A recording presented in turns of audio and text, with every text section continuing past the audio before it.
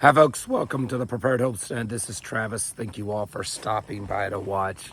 Yes, it's still got the strained raspy voice going on, but you know, hey, at least I'm not doing the raspy voice while driving down the bumpy gravelly road. So hey, I'm trying to be somewhat caring. It's sometimes difficult. Anyways, a lot of stuff going on in the world, and it's if you're not paying attention, you very much should be. There's a hurricane, another one, headed for South Florida. Well, actually, most of Florida. They've already declared a state of emergency, and they've ordered the largest evacuation of Florida since I believe it was Hurricane Irma. This one looks like it's going to be another pretty big one. They're expecting it to make landfall as at least a 3, maybe a category 4, go across the entire mainland of Florida and do a lot of damage. That they're talking about some serious storm surges due to this. So I'm telling you, if you have family down there or are in that area, take this one serious. If you've learned anything over the last week or so, is you need to take things serious. There's already videos coming out from down there in Florida of just mass purchasing of stuff. People are scrambling to buy what they can. And that should also be a sign to you of why you need to be prepared and you need to stay ahead of the game. Because much like what we've seen with the flooding in the Carolinas and Florida and Tennessee, people can panic. And there's another hurricane that I don't think it's going to have any risk to any of us, but it is moving eastward to Europe. And I was watching one particular weather hurricane expert, and this one is actually, they've tracked, predictive track is to make it all the way pretty much across the Atlantic to Denmark, to Germany. And he said he's never in his entire career seen anything like that whatsoever. So yeah, there's definitely some weird stuff. I'm not the expert on this kind of stuff, but I think we're getting into the realm of it being safe to say that there's definitely some stuff being manipulated. And this is, if so, and I'm using the if, it's probably not an if, but let's just say if so, this is another type of warfare that is being used against us. I mean, it's not the first time that weather has been used as a type of warfare. It was used during Vietnam, but we're definitely, I think, seeing that happen now. And that's just my opinion. I don't really have a lot of hard facts to back that up. It's just opinion. What's going on between Israel and Iran is heating up. Israel is saying that they're delaying their attack against Iran because they want to make sure that they're hitting the right targets and that they're doing the right level of damage, all that kind of stuff. The United States is right behind all of this stuff.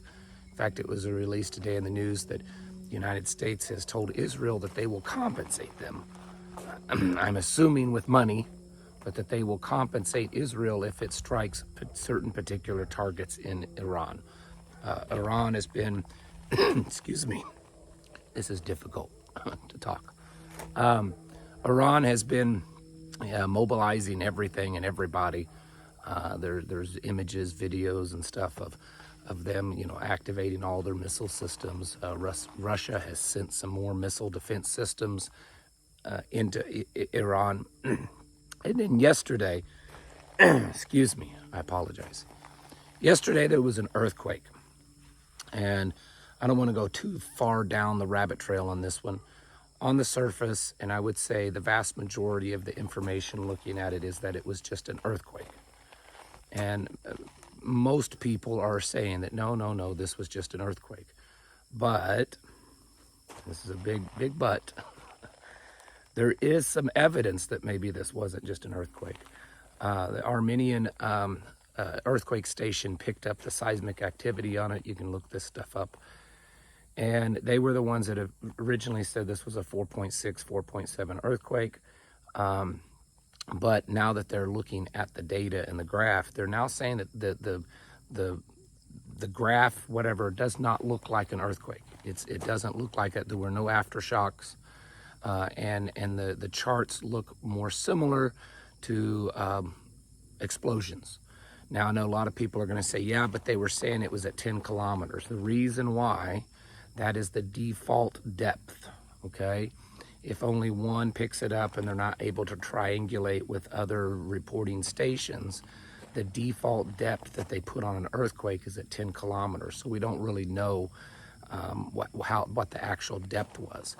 The point is that it's possible. It's in the realm of possibility that Iran has detonated a nuclear weapon. Now, even our own government has been saying for months now that Iran is just a few weeks away, meaning that it would only take them a few weeks to put together a nuke. Many people believe they already have a nuke. But in the last 24, 48 hours or so, Iran said that they will be soon unveiling a new type of deterrence system that will basically shock everyone. So is this the thing? I don't know.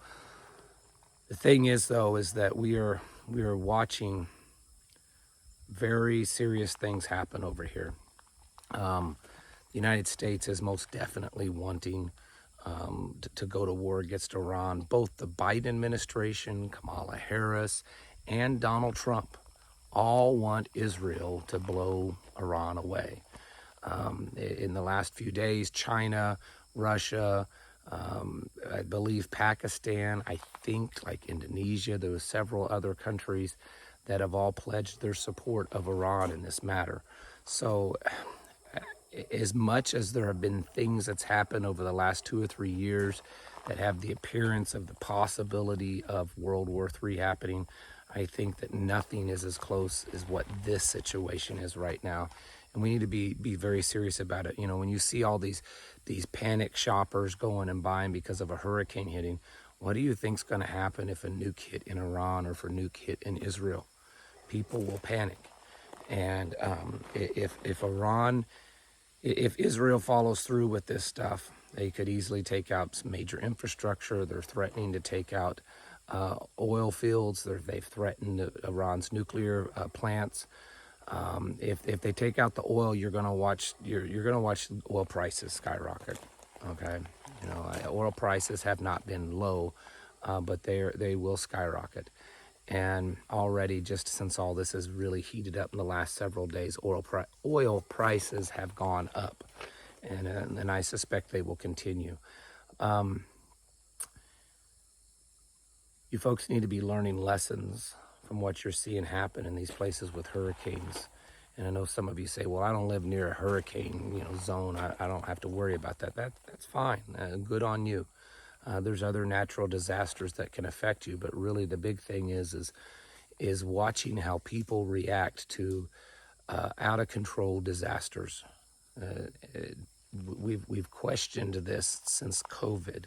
Did people get numb to it and they don't care about disasters, or have they just allowed that glaze to go back over their eyes and maybe even thicker this time?